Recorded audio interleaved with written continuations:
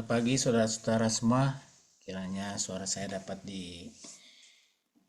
didengar dengan baik pagi hari ini. Sebelum kita berdoa, kita dengar firman Tuhan untuk memperlengkapi doa kita, untuk kita boleh mengerti. Biarlah firman yang dibagikan menjadi panutan atau arahan hidup kita ya. Mari kita lihat firman Tuhannya. Saya kasih judul berbuat baik. Kenapa kita harus berbuat baik ya?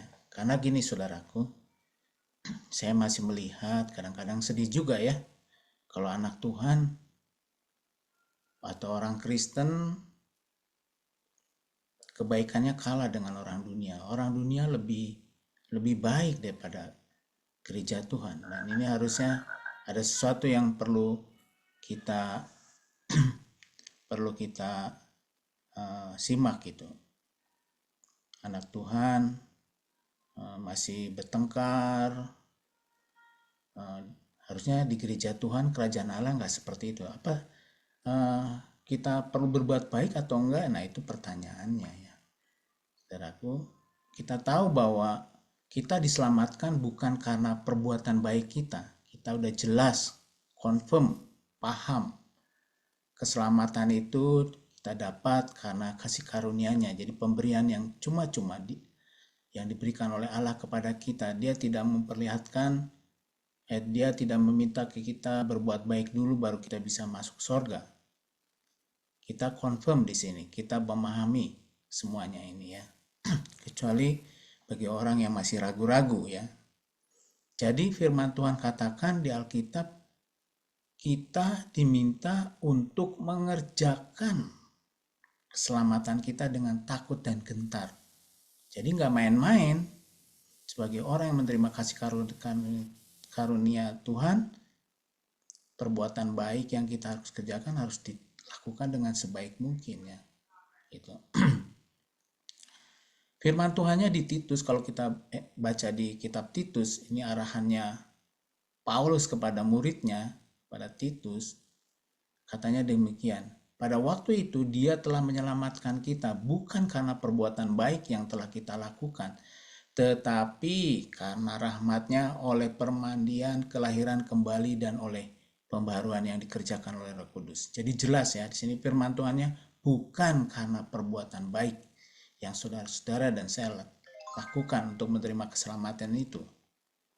Lalu dilanjutkan, dikatakan yang sudah dilimpahkannya kepada kita oleh Yesus Kristus Juru Selamat kita. Jelas bahwa Yesus adalah Juru Selamat kita. Supaya kita sebagai orang yang dibenarkan oleh kasih karunia-Nya berhak menerima hidup yang kekal sesuai dengan pengharapan kita. Arahan daripada firman Tuhan hari ini adalah seperti ini. Dan kita diminta untuk mengerjakan keselamatan kita dengan takut dan gentar. Mari kita lanjut, saudara. Sebagai anak-anak Tuhan, kesaksian hidup kita menjadi hal yang penting untuk memenangkan banyak jiwa. Gereja Tuhan sepakat untuk kita memberitakan Injil kepada banyak orang. Jangan sampai orang tidak mau datang kepada Tuhan karena gara-gara melihat pola hidup kita yang sembarangan atau seperti orang dunia. Jadi kebaikan kita terlihat dari buah roh kita. Kita bisa rasakan, Anda itu sabar, Anda itu kasih ya, tidak mudah cemburu dan sebagainya.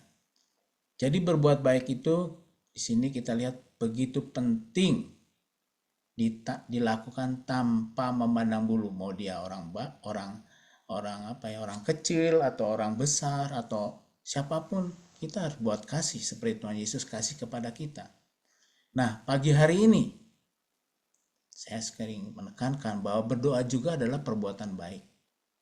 Jadi kerjakanlah. Jadi maaf ya, saya setiap waktu berkata, ayo berdoa. Jangan pas harinya baru berdoa, kalau enggak ya dadah gitu ya. Anda tidak mengerjakan keselamatan itu dengan baik. Kita lanjut ya, kita banyak belajar dari kitab Titus ya, di mana Paulus menasehatkan uh, Titus ini. Ayat Filipi 4 ayat 5 berkata, di luar Titus tadi, hendaklah kebaikan hatimu diketahui semua orang. Tuhan sudah dekat. Firman-Nya confirm jelas bahwa kita harus berbuat baik. Hasil dari keselamatan yang diberikan Tuhan kepada kita. Jadi kebaikan Anda dan saya diminta diketahui orang, sehingga Injil boleh diberitakan. Orang dunia pun bisa berbuat baik. Saya punya kawan, dia baik sekali sama saya, tetapi dia nggak percaya Yesus. Sia-sialah kebaikan dia.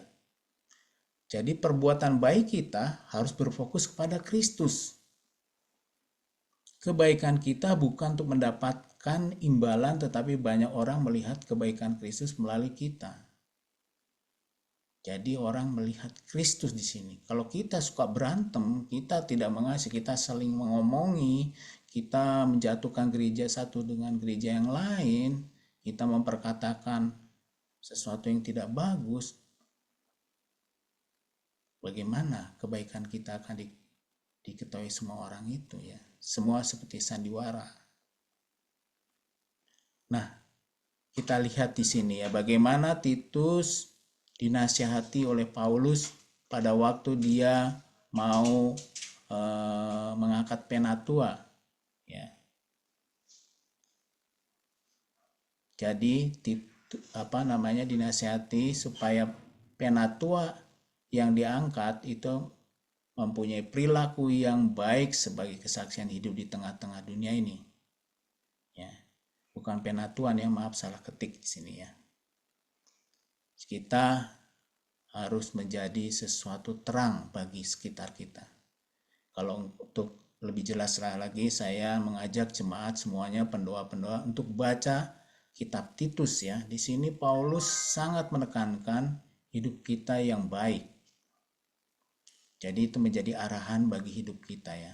Ini kita kasih lihat contohnya aja ya, di Titus 1, di mana waktu dia Paulus menasihati Titus pada waktu mengangkat penatua-penatua di sana.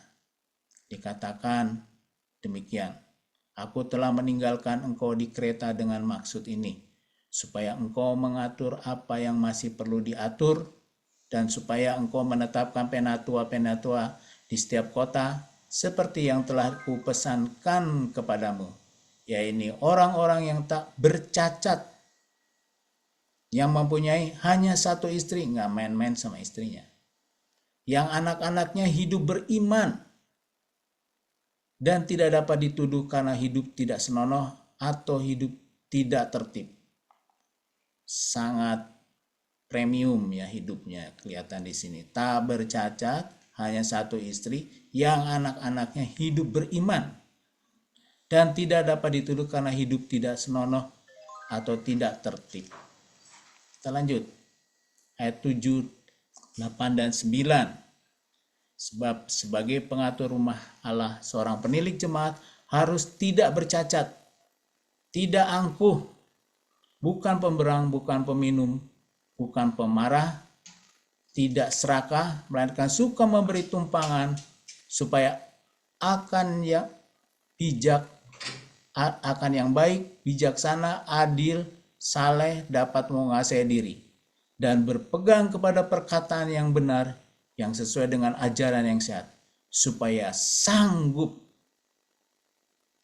apa saudara? Supaya ia sanggup menasihati orang berdasarkan ajaran itu dan sanggup meyakinkan penentang-penentangnya. Ini arahan daripada Paulus kepada Titus. Bukan saja artinya pada kepenatuaan, tetapi ini sudah standarnya. Hidup manusia, anak-anak Tuhan harus premium. Berharaplah pada Roh Kudus, kita belajar sama-sama untuk hidup menjadi terang bagi sekeliling kita. Firman Tuhan katakan, hendaklah kebaikan hatimu diketahui semua orang. Jadi saudara, ini jelas arahan kita. Pendoa-pendoa kita semua, hidup kita harus berfokus kepada Yesus, kebaikan kita diketahui oleh orang, supaya Injil boleh diberitakan dengan baik. Mari kita berdoa, saudara.